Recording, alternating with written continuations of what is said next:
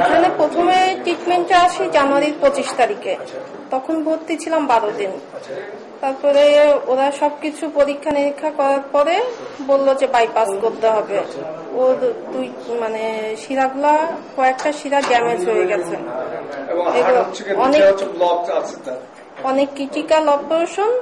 আপনারা চিন্তা ভাবনা করে আমাদেরকে ই করুন। তারপর আমরা সিদ্ধান্ত নিলাম, বাংলাদেশ চলে গেলাম।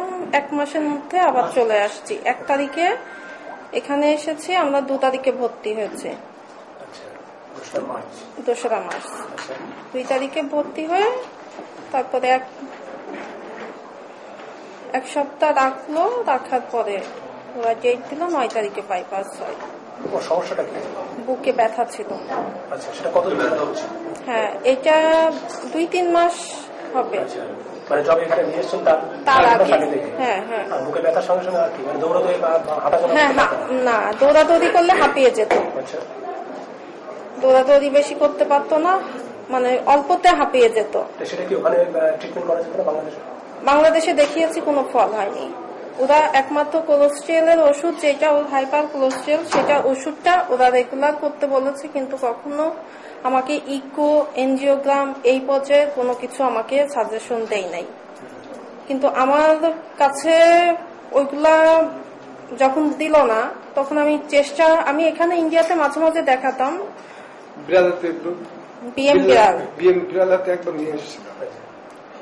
তো এখানে আসার পরে মানে ট্রিটমেন্টটা কি, মানে ওরা তো ধরতে পারছে না। এবং ও প্রথম থেকেই বলেছে যে এই রোগটা কোটিতে একটা, এটা সারা ওয়ার্ল্ডের মধ্যে যে 2-1 জন পাওয়া যাবে কিনা সন্দেহ এই পেশেন্ট।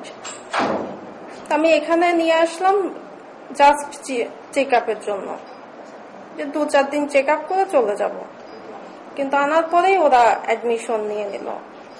পেশেন্ট দেখেই বুঝেছে নিশ্চয় ডাক্তাররা যে এটা যেটা উনি বলছে আমি স্টেপ বাই স্টেপ আগাম এইভাবে এবার উনি আগায় লাস্টে হচ্ছে গিয়ে আপনার এনজিওগ্রাম করে কনফার্ম হলো যে ওর হার্টের 2টা শিরা পুরোটাই ড্যামেজ হয়ে গেছে, শুকিয়ে গেছে, আর একটা শিরা তাই 90-র উপরে ব্লক হয়ে গেছে। এখন খুবই ভালো আছে। রিলিজ হয়েছে 16 তারিখে। না, আমরা এখানে আছি হোটেলে 1 সপ্তাহ। আমাদেরকে বাইরে থাকতে বলেছে, তারপরে এসে সেলাই টেলাই কেটে দেশে চলে যেতে বলেছে। ও তো হলো এগুলো কোলেস্ট্রিয়ালের কারণে হয়েছে। গায়ে পায়ে 5 তারিখে ছুটি হয়েছে, 16 তারিখ, 16 মার্চ। এমনি গাছটা ঠিক কত এরকম কিছু হলো? এখন কোন মানে আগের যে সমস্যা, এখন সেই সমস্যা কি আছে?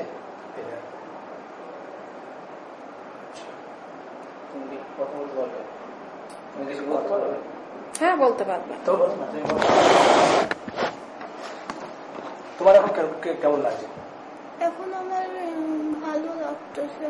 আগে যেরকম বুকে পেন হতো, এখন কিছুই হয় না। রাতে ঘুম হতো না, এখন তাও ভালো ঘুম হয় রাতে। এখন কোনো সমস্যা নেই। তাহলে আগে তো বন্ধু বান্ধবদের সঙ্গে খেলাধুলা করতে পারতে না? না। এখন কি মনে হচ্ছে? এখন আপাতত আমার একটু হাঁটলে মাথা ঘুরতেছে, কিন্তু এখন আমার এখনো বুকে পেন করে না, রাতে ঘুম হয় ভালো, এইসব। কোন ক্লাস পড়ো? ক্লাস 4। আচ্ছা, খাওয়া দাওয়ার রেস্ট্রিকশন কিছু দিয়েছে? হ্যাঁ, দিয়েছে। খাওয়া দাওয়ার রেস্ট্রিকশন কি খেতে পারবে? লো ফ্যাট ফুড, মানে ফ্রুট চলবে আর ভেজিটেবল। পুরো ফল বারণ করেছে? না, কলা বারণ করেছে।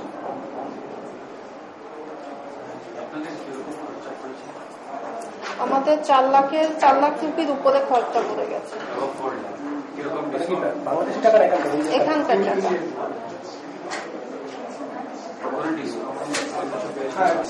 আমাদের ডিসকাউন্ট দিয়ে 4 লাখের উপরে খরচ। আচ্ছা, ঢাকায় আপনারা কোথায় থাকেন? বাংলাদেশের কোথায় থাকেন আপনারা? যশোর। সিভিল কোড বলছে জাজপুর। রাজপুর। আর জাজপুরের পাশে হচ্ছে গিয়ে শ্বশুরবাড়ি। এটা তো অনেক ব্যয়বহুল একটা। আপনার আমার মেয়ে আপনার মেয়ে, আচ্ছা। তাহলে আপনার বাপের বাড়ি হচ্ছে কুষ্টিয়া, আর শ্বশুর বাড়ি যশোর হচ্ছে ব্যাংক চাকরি। মার্কেন্টাইল। বছর আগে মহিলা মেয়েতে তুমি আপনি জাস্ট তোমায় কিছু বলতে হবে না। আমি একটু পুরনো চলতেছি।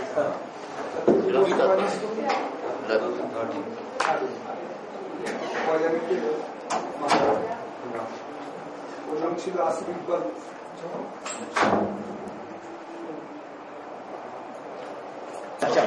আর এখানে শেষ নয়, রোগীদের পরবর্তীকালে সমস্ত চিকিৎসা এই বেসরকারি হাসপাতাল কর্তৃপক্ষ মকুব করার সিদ্ধান্ত নিয়েছে। ক্যাবিনেট দাসের সঙ্গে অভিযোগ চন্দ্র এটি ওখানে ছিল 80 বছর বয়সে নাটক করবো সেটা ধরা হয় তো বাবার ক্ষেত্রে করা না, ওর বাবার কাছে ওইভাবে বলেনি। এর বেলাতে, হ্যাঁ, এর বেলাতে বোঝা গেল যে এটা জীবন হ্যাঁ, হ্যাঁ হ্যাঁ হ্যাঁ সারা বছর লোকের হ্যাঁ, ডাক্তাররা কিছু করতে পারে কিন্তু হয়তো ওনারা প্রাণ রাবিতা রুবাইয়া রহমান। রহমান। দাবিটা হ্যাঁ তাই বলি, মানে এটা হচ্ছে না ভাইয়া। রহমান। আপনি হুম।